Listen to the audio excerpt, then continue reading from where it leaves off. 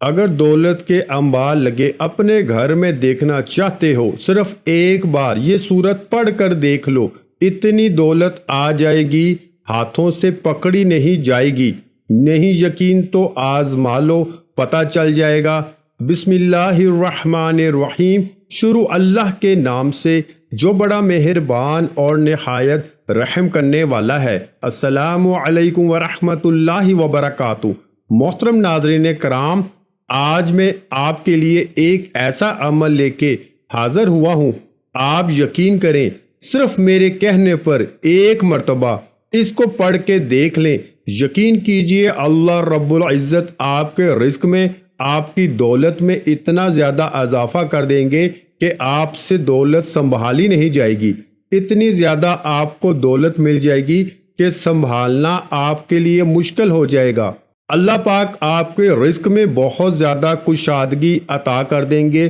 جن لوگوں کو اللہ تبارک و تعالیٰ نے بہت زیادہ دولت سے نوازا ہے، بہت زیادہ مال سے نوازا ہے، جو کہ بہت بڑے بنگلوں کے مالک ہیں، جن کے پاس گاڑیاں ہیں، فیکٹریاں ہیں، ان کو کس نے عطا کیا ہے؟ ان کو اللہ تبارک و تعالیٰ ہی نے دیا ہے۔ تو اللہ پاک آپ کو بھی عطا کر سکتا ہے اگر آپ کا یقین کامل ہے، اگر آپ اللہ پاک پہ یقین کامل رکھ کے مکمل بھروسہ رکھیں، اللہ پاک سے مانگیں گے تو وہ ضرور آپ کو عطا کرے گا۔ تو یہ عمل اگر آپ کر لیتے ہیں تو اللہ پاک آپ کی قسمت کو بدل دیں گے۔ تو یہ جو ہم آپ کو وظائف بتاتے ہیں، یہ جو ہم آپ کو اعمال بتاتے ہیں، یہ ہم آپ کو اپنی طرف سے نہیں بتاتے، بلکہ بزرگان دین کے بتائے ہوئے اعمال ہیں اور قرآن اور حدیث سے ثابت ہیں، اور ان اعمال کو کرنے سے اللہ پاک قسمت کو بدلتے ہیں، حالات بہتر کرتے ہیں اور مشکلات جو ہیں وہ آسان ہوتی ہیں۔ تو جو بڑے بڑے علماء کرام، جو بڑے بڑے لوگ جنہوں نے کامیابیاں حاصل کی ہیں، انہوں نے انہی اعمال کو پڑھ کر اللہ پاک سے مانگا اور ان کی مشکلات حل ہوئیں۔ تو وہی اعمال ہم آپ کے ساتھ شیئر کرتے ہیں، اور یہ بہت زیادہ آپ لوگوں کے لیے قیمتی ہیں، کیونکہ اللہ پاک نے قرآن مجید میں ہر مرض کا علاج رکھا ہے، اور یہ اعمال قرآن مجید سے ہی اٹھائے جاتے ہیں، اور ان کا پڑھنا اللہ تبارک و تعالیٰ کی فوری غائبی مدد لے کے آتا ہے۔ ہر انسان کی مدد اللہ تبارک و تعالیٰ ہی کرتا ہے۔ ہر چیز کی مدد کرنے والی ذات اللہ تبارک و تعالیٰ کی ذات ہے۔ سب کو رزق بھی اللہ پاک ہی دیتا ہے، اس کو مالدار بھی اللہ پاک ہی کرتا ہے۔ تو اگر آپ اللہ پاک پہ بھروسہ رکھ کر اس عمل کو کریں، اللہ پاک آپ کی مدد فرمائے گا اور آپ کے حالات بہتر ہوں گے۔ ناظرین کرام، اگر تو آپ وظائف کر کر کے اب تھک چکے ہیں، اگر تو آپ نے ہر ممکن کوششیں بھی کر لی ہیں، مگر اس کے باوجود بھی آپ کے رزق کی جو بھی تنگیاں ہیں، پریشانیاں ہیں، ختم نہیں ہو رہی، آپ بے حد مایوس ہو چکے ہیں، تو اب آپ مایوسی کو چھوڑ دیں، کیونکہ مایوسی کفر ہے۔ انسان کی فطرت ایسی ہے کہ اسے زندگی میں سب کچھ اپنے مطابق چاہیے، سب اس کی مرضی اور منشا کے مطابق نہیں ہوتا، تو وہ نا امید اور مایوس ہو جاتا ہے۔ ساتھ ہی اسے احساس ستاتا ہے کہ اب اسے مزید نہیں جینا۔ انسان بنیادی طور پر جلد باز واقع ہوا ہے، اسے اگر کچھ حاصل کرنا ہو تو وہ اس کے لیے تگ و دو کرتا ہے، دعائیں مانگتا ہے، محنت کرتا ہے، مگر جب اس کی منشا کے مطابق اس کو پھل نہیں ملتا تو وہ تھک جاتا ہے، اور اسی تھکن میں وہ مایوسی کے اندھیرے میں اپنا وجود، اپنی امید اور اپنا یقین کھو بیٹھتا ہے۔ اسے زندگی بے رنگ لگنا شروع ہو جاتی ہے، دوسرے الفاظ میں اس کی زندگی میں دلچسپی ختم ہو جاتی ہے۔ مگر یاد رکھیے کہ کچھ بھی ہمیشہ کے لیے نہیں ہوتا۔ وقت کی ایک خوبصورتی ہے کہ یہ کبھی بھی ایک جیسا نہیں رہتا۔ مشکل ہو تو آسانی بھی مل ہی جاتی ہے۔ حالات چاہے جتنے بھی کٹھن کیوں نہ ہو، مشکلات کے بادل جتنے بھی کالے کیوں نہ ہو، آسانی کی صبح کا سورج ضرور طلوع ہوتا ہے۔ نہ دکھ سدا رہتا ہے اور نہ سکھ۔ ایسے ہی ناکامی اور کامیابی بھی ہمیشہ کے لیے نہیں ہے۔ اس لیے سب سے اہم بات یہ ہے کہ انسان کو کبھی بھی مایوس نہیں ہونا چاہیے، بلکہ مشکلات کے آنے پر مایوسی کے اندھیروں میں بھی امید اور یقین کا چراغ جلائے رکھنا چاہیے، کیونکہ اگر انسان مایوسی کے اندھیرے میں امید کا چراغ جلاتا ہے تو اس کی روشنی انسان کے وجود کو منور کر دیتی ہے۔ اس روشنی سے انسان باطنی اور ظاہری طریقے سے مزید مضبوط ہو جاتا ہے۔ وہ سمجھ جاتا ہے کہ یہ ناکامی اور مشکل وقت سب عارضی ہے۔ وہ اس حقیقت سے آشنا ہو جاتا ہے کہ یہ زوال، یہ مشکلات سب انسان کی ہمت کو جانچنے کے لیے قدرت نے پیمانے بنائے ہوئے ہیں، کیونکہ یہ بھی حقیقت ہے کہ انسان اپنی فتح اور کامیابی سے اتنا مضبوط نہیں ہوتا جتنا وہ اپنی زوال اور ناکامی سے مضبوط ہوتا ہے۔ اس لیے ہمیں کسی بھی حالات میں مایوس نہیں ہونا چاہیے اور اپنے رب سے امید رکھنی چاہیے۔ بے شک وہ ہر چیز پہ قادر ہے، انشاءاللہ وہ آپ کی تمام پریشانیاں حل کر دے گا۔ تو یہ جو عمل ہے، اس کو کرنے سے پہلے ایک بات اپنے ذہن میں لازمی یاد رکھ لیں کہ اللہ تبارک و تعالیٰ کی راہ میں جتنا زیادہ ہو سکے جو حسب توفیق ہے وہ صدقہ ضرور کیا کریں، کیونکہ صدقہ جو ہے اللہ کی راہ میں جو بندہ خرچ کرتا ہے وہ مال کو بڑھاتا ہے، یعنی اللہ پاک اس بندے کے مال میں اضافہ کرتے ہیں جو کہ اللہ کی راہ میں خرچ کرتا ہے۔ تو ناظرین کرام، اسلام ایک مکمل ضابطہ حیات ہے، لہٰذا یہاں معاشرے کے تمام طبقات کی بہتری کا خیال رکھا گیا ہے۔ زکوٰۃ و صدقہ ایسے ہی احکامات ہیں جو معاشرے کی فلاح کا سبب بنتے ہیں۔ حدیث نبوی صلی اللہ علیہ وآلہ وسلم کا مفہوم ہے کہ اگر صدقہ کرنے والا جان لے اور سمجھ لے کہ اس کا صدقہ فقیر کے ہاتھ میں جانے سے پہلے اللہ کے ہاتھ میں جاتا ہے تو یقیناً دینے والے کو لذت لینے والے سے کہیں زیادہ ہوگی۔ صدقہ جنت کے دروازوں میں سے ایک دروازہ ہے۔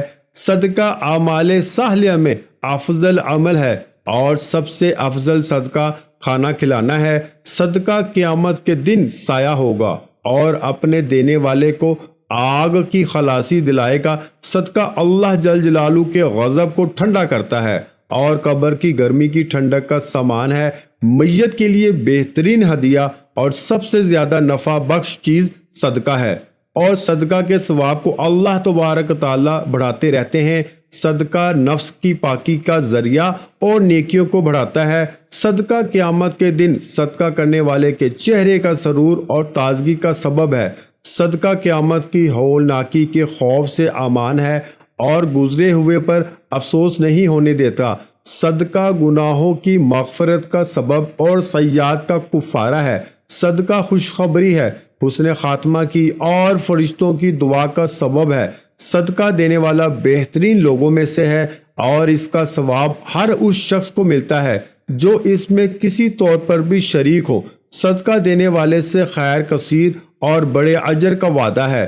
خرچ کرنا آدمی کو متقین کی صف میں شامل کر دیتا ہے اور صدقہ کرنے والے سے اللہ کی مخلوق محبت کرتی ہے۔ صدقہ کرنا اور سخاوت کی علامت ہے۔ صدقہ دعاؤں کے قبول ہونے اور مشکلوں سے نکلنے کا ذریعہ ہے۔ صدقہ بلا مصیبت کو دور کرتا ہے اور دنیا میں 70 دروازے برائی کے بند کرتا ہے۔ صدقہ عمر میں اور مال میں اضافے کا سبب ہے، کامیابی اور رزق کا سبب ہے۔ صدقہ علاج بھی ہے، دوا بھی اور شفا بھی۔ صدقہ آگ سے جلنے، غرق ہونے، چوری اور بری موت کو روکتا ہے۔ صدقے کا اجر ملتا ہے چاہے جانوروں اور پرندوں پر ہی کیوں نہ ہو۔